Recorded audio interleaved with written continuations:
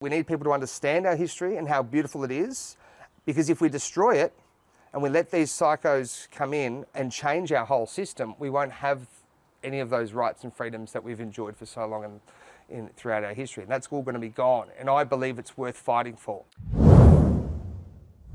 Avi Mini back in Melbourne, and to be honest, I haven't been excited about something happening in our city for a while. I am today, and I've got a special guest, a close friend of Rebel News, a freedom fighter, a real patriot, and somebody that's standing up for our values, who's running an event this month that I'm actually going to endorse. And I haven't endorsed many events lately because of some of the characters behind it. Nick, forget me explaining it. What are you doing? So a group of us from all over Australia have put together this idea of running these Australia-wide rallies called Put Australia First. The idea is that we get everyday Australians coming together to not just protest, definitely not with anger, but more of an event where we can celebrate Australia, because we need to be proud of our Australian history, our heritage, and all the beautiful things that we have. And if you look at the world today, especially in Melbourne, Sydney as well is pretty bad, you will see these destroyers of civilization in various forms going around, literally destroying our culture, our history, everything. You'll see the pro-Palestinian groups in the city where they've got the Australian flag with the Union Jack cut out, Death to Australia placards. You'll see ISIS flags.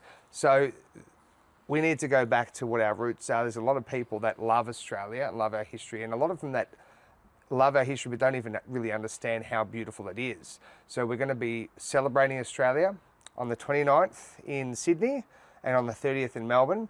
It was going to be the 30th in Sydney as well, but we got told that we weren't able to run one on the 30th because there was another event planned, which was one of those events that hates Australia. Which I call these people the destroyers of civilization. So because they were going to potentially be violent towards our group, we were told that we can't run our event. So this is one of the pro-Palestinian protests that we've seen every week for 2 years now. They, even though they're doing it every single week and you wanted one event, they were given preference. They were given preference, yeah. In Australia? In Australia. Where you're just trying to celebrate this country? Yes, yes. So that was in Sydney. But I just want to sit on that a second, because to me that's wild. When you want to hold an event celebrating our country, you're told you can't do it on that day because to make room for people that want to gather to destroy this country. Yeah. How does that make any sense? It makes no sense at all, but you've got to understand that, and this is part of the, because there's three reasons why, like, main topics for this rally. One of them is the mass immigration, digital ID, cost of living, cost of energy, but what underpins most of this is a cultural removal, which we see with, so the cultural Marxism I just think of as an eraser, erasing our history, and what they're doing with the mass immigration is they're bringing people in that don't appreciate our values, or maybe they don't even understand our values, and that dilutes our values. And as this has been going on it's been going on for well over a decade, we're seeing our culture being eroded to the point in which we literally have even just young Australian people that have grown up here having no understanding of why we have freedom of speech, why we have freedom of assembly, why we have the freedom to protest. I mean, this is all biblical stuff. Now, I'm a biblical Christian, as you know, and I have an understanding of where all of those rights and freedoms that we enjoy in this country come from. I understand where they come from.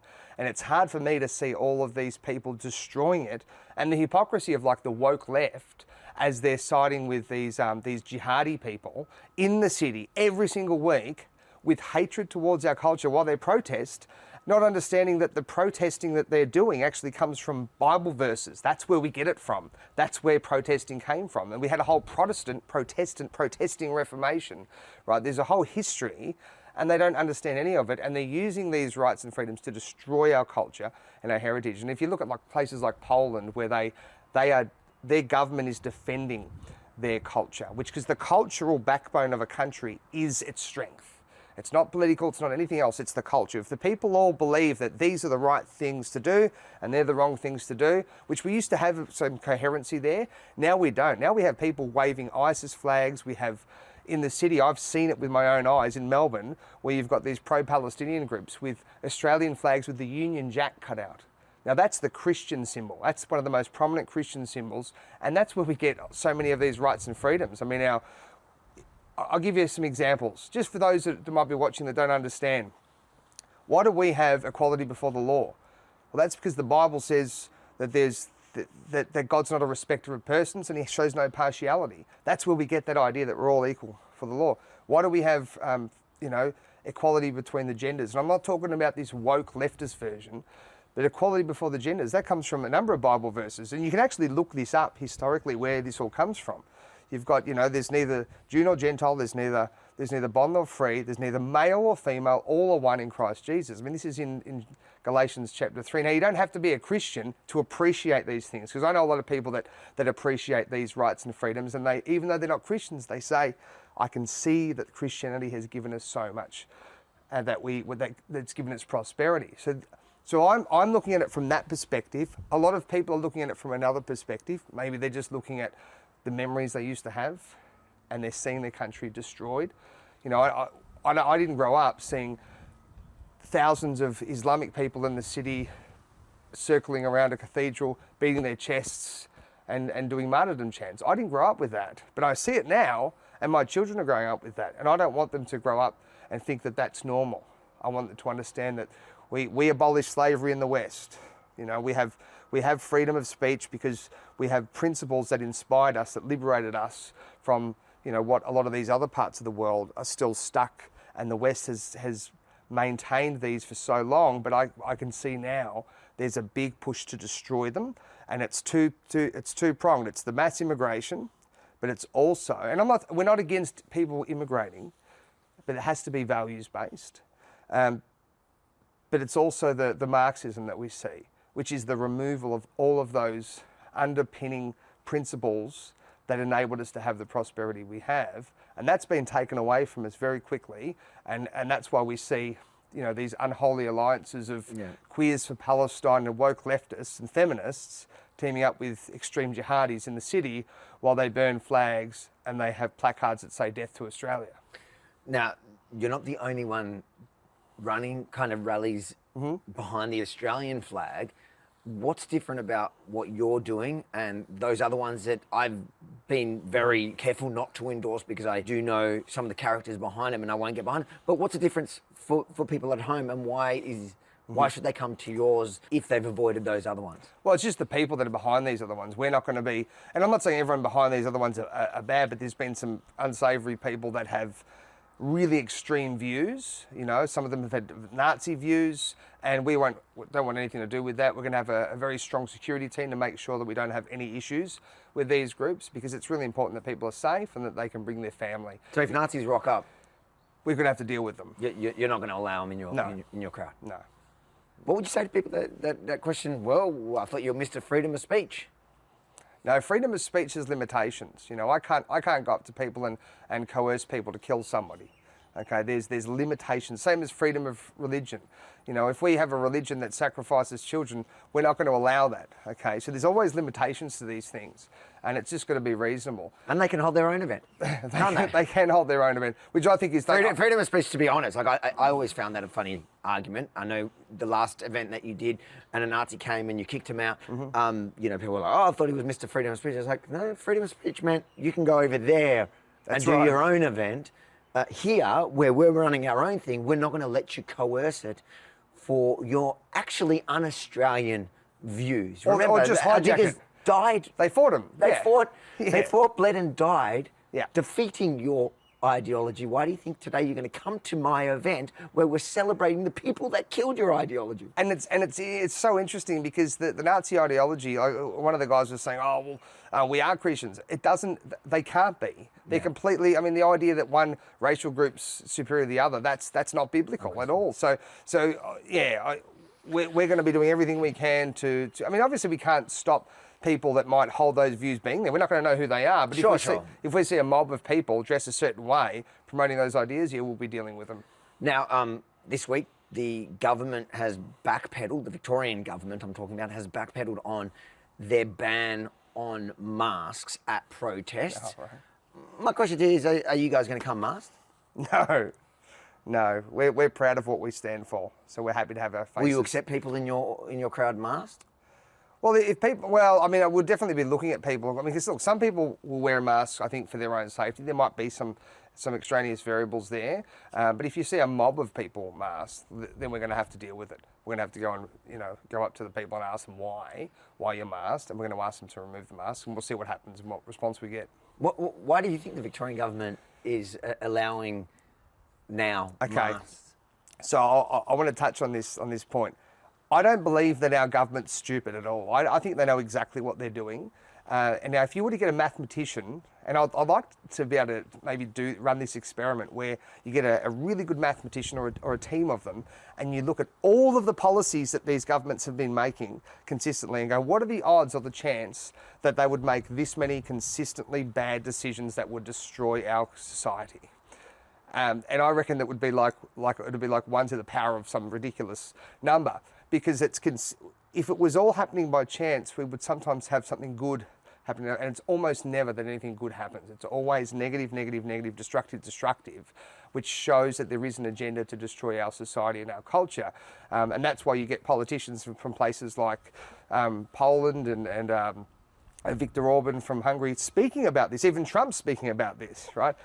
Even the Pope, right? And I'm not a Catholic, even he's talking about this as being like an invasion, and that these policies are there to destroy our society.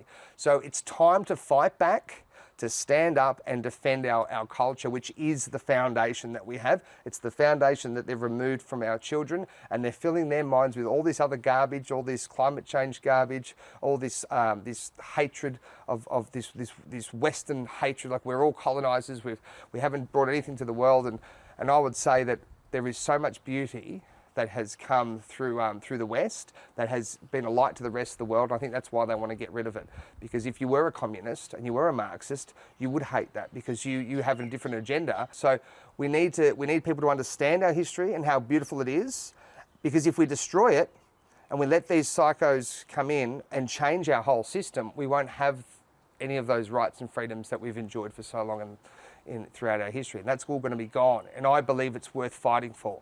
So what would you say to people that are worried, though, but that they support your message, they love Australia, they want to get behind you, but they have seen what happens in the city sometimes by those masked people, and now that the government has given them a licence to come masked and cause trouble, because the only reason why you'd come to an event masked in a mob is to cause trouble and try to get away with it, what would you say to people that are nervous and think, well, I don't want to get punched in the face, I don't want to get hurt, I don't want to be targeted by a violent, keffiyeh-wearing, mask-wearing mob?